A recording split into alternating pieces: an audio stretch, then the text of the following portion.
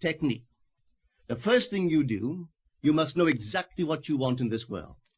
When you know exactly what you want, make as lifelike a representation as possible of what you would see and what you would touch and what you would do and physically moving in such a state.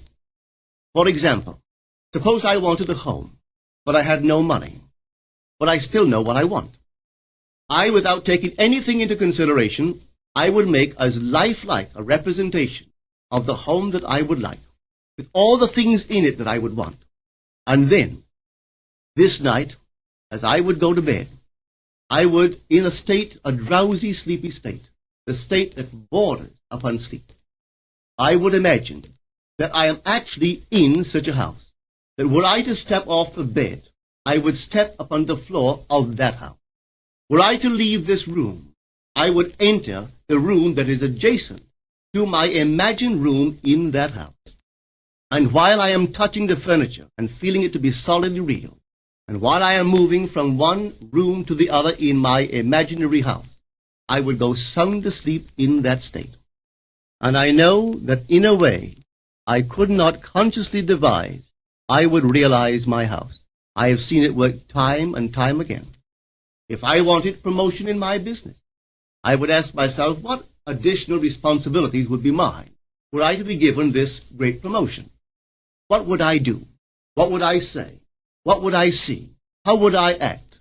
And then in my imagination, I would begin to see and touch and do and act as I would outwardly see and touch and act were I in that position.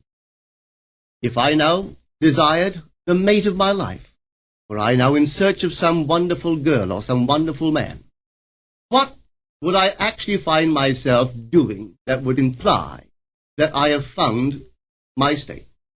For instance, suppose now I was a lady. One thing I would definitely do, I would wear a wedding ring. I would take my imaginary hand, and I would feel the ring that I would imagine to be there. And I would keep on feeling it until it seemed to me to be solidly real. I would give it all the sensory vividness I am capable of giving anything. And while I am feeling my imaginary ring, which implies I am married, I would sleep. This story is told us in the Song of Songs, or the Song of Solomon. It is said, "At night on my bed, I sought him whom my soul loveth. I found him whom my soul loveth, and I would not let him go until I brought him into my mother's house, right into the chamber of her that conceived me." If I would take that beautiful poem and put it into modern English, into practical language, it would be this. While sitting in my chair, I would feel myself right into the situation of my fulfilled desire. And having felt myself into that state, I would not let it go. I would keep that mood alive, and in that mood, I would sleep. That is, taking it right into my mother's chamber, into the chamber of her that conceived me. You know, people are totally unaware of this fantastic power of the imagination. But when man begins to discover this power within him, he never plays the part that he formerly played. He doesn't turn back and become just the reflective light. From here on in, he is the affecter of life.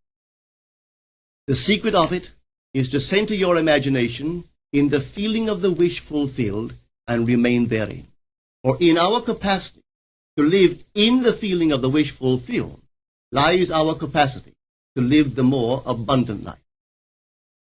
Most of us are afraid to imagine ourselves as important and noble individuals, secure in our contribution to the world, just because at the very moment that we start our assumption, reason and our senses deny the truth of our assumption.